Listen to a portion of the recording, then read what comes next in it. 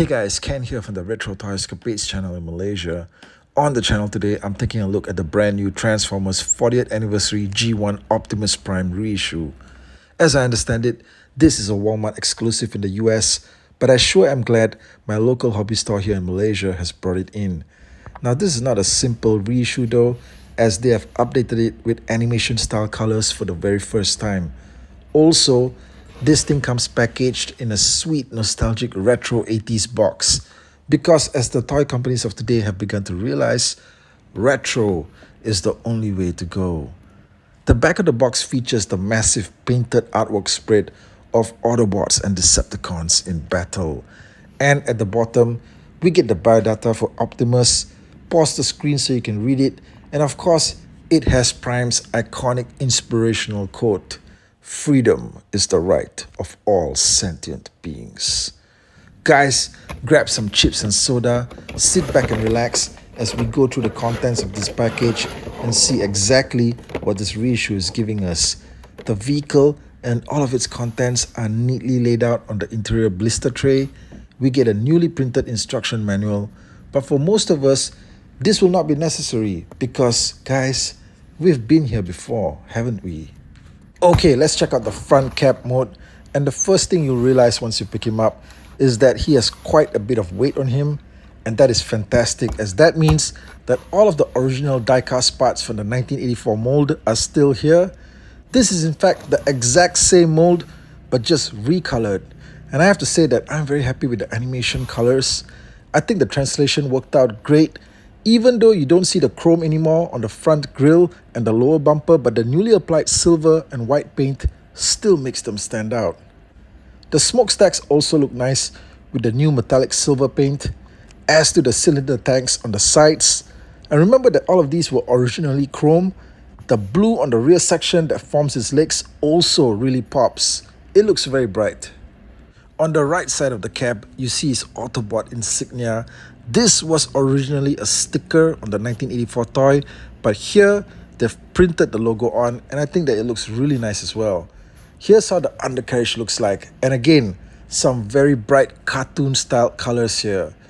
All of the rubber is still present on the tires. You have 3 sets of wheels in total, and your Optimus toy will be rolling out smoothly into battle to face the enemy. Guys, I'm very happy with the execution of the colors on the front cap.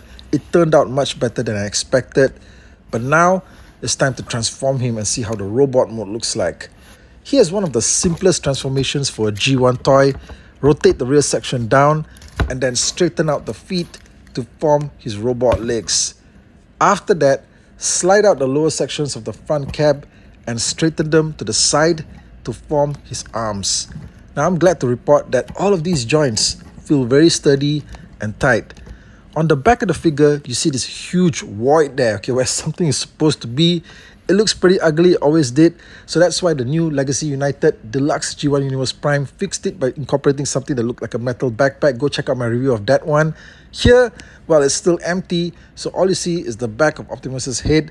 Now what you need to do is to flip the platform with his head over to the front, and to do that, you first need to lower down the front section of the cab, just like so.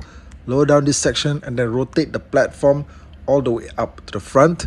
Okay, once it's there, lock the front section back into place and your Optimus head is now revealed in full. Now, the next thing you need to do is to pop on the hands, and you may be wondering at first, okay, if you've never handled this toy, you may be wondering if the hands are hidden somewhere on the figure itself.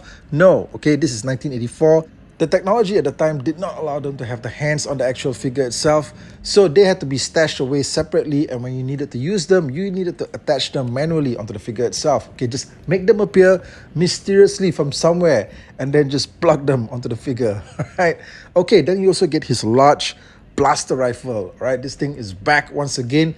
Optimus's classic rifle. Pop it onto the figure, and Prime is now ready to face Megatron for the final battle. Now, for an early 80s G1 Transformers toy, Optimus actually has a great deal of articulation compared to a lot of the other figures that were in the series at the time, which were just mostly bricks. Okay, you guys know what I'm talking about. Now, he has no articulation, sadly, at the neck. Alright, you can't turn his head from side to side. I guess they didn't invent ball joints for the neck back then. Okay, so that can be a bit frustrating. Now, his eyes are in fact painted blue. I think I would have preferred it if they went with yellow instead. I know the blue is animation accurate, but I think yellow would have made the sculpt stand out a lot better. Let me know in the comment section what you guys think. He has zero articulation at the waist. You can't do anything there, but you can move the figure manually side to side, right? Just not at the waist. Now, because of the way he transforms, he's got very good rotation at the shoulders. You can move it from side to side, up and down. He also gets a bend at the elbow. This is very generous, in fact, for an 80s Transformers toy. A bend at the elbow. And because of the way that his hands need to be attached separately, you also get rotation there. Now, you can't move his legs forward, all right? This has always been something that has just confounded me, all right? You can't move his legs forward. You can't move them backwards, though. So make use of that as best as you can. He also gets articulation at the knees. Okay, these can bend here. And again, very generous for a G1 Transformers toy, okay? Also, you can bend his feet downwards. And this also helps to achieve some pretty dynamic action poses for this classic figure. Now, one of the things I've always appreciated about Optimus Prime, the original G1 Prime, is that he is one of the very few figures in the series where you can actually get the toy to replicate the action pose that is seen in the cardboard artwork. All of the G1 packaging boxes and card bags would feature incredible artwork of the robots in some pretty dynamic action poses, but often you could never get the actual toy to replicate that look. Okay, you can never get the actual toy to move and be posed in the same way that the artwork said it could. I don't know how many of you as kids felt cheated by this, right? I definitely thought it was false advertising, but thankfully not so with the Prime figure. The artwork shows him rising up into battle, and the toy allows you to achieve that same pose. Guys, that's the first half of the video. I wanted to share my thoughts on the front cap section of this G1 reissue 40th anniversary Optimus Prime. As you can tell, I love what they've done with this. The recolor looks fantastic. The animation colors are really bright. However, the second half of the video will touch on the trailer section. Right now, this is where I felt a little bit disappointed, honestly, with how it was executed. All right, that's why the title of this video is colorful, captivating, and confounding, because they made some decisions with this trailer which I find a little bit hard to accept, I think. But anyway, I'll be talking about that in part 2 of the video. Meantime, do help to support this video, share it out there, leave a like or super thanks in the comments section. This video is not sponsored, so I'm going to need your support to get the communication out there, and most importantly, the views. So guys, I'll be waiting on your feedback and comments on this video while I also work on part 2. Let me know in the comment section as well what you guys want to see for the second chapter. If there's something in particular that I missed and you need me to cover it, let me know. Guys, thanks as always for watching, and I'll catch all of you guys again real soon with more content right here. Thank you, and take care out there.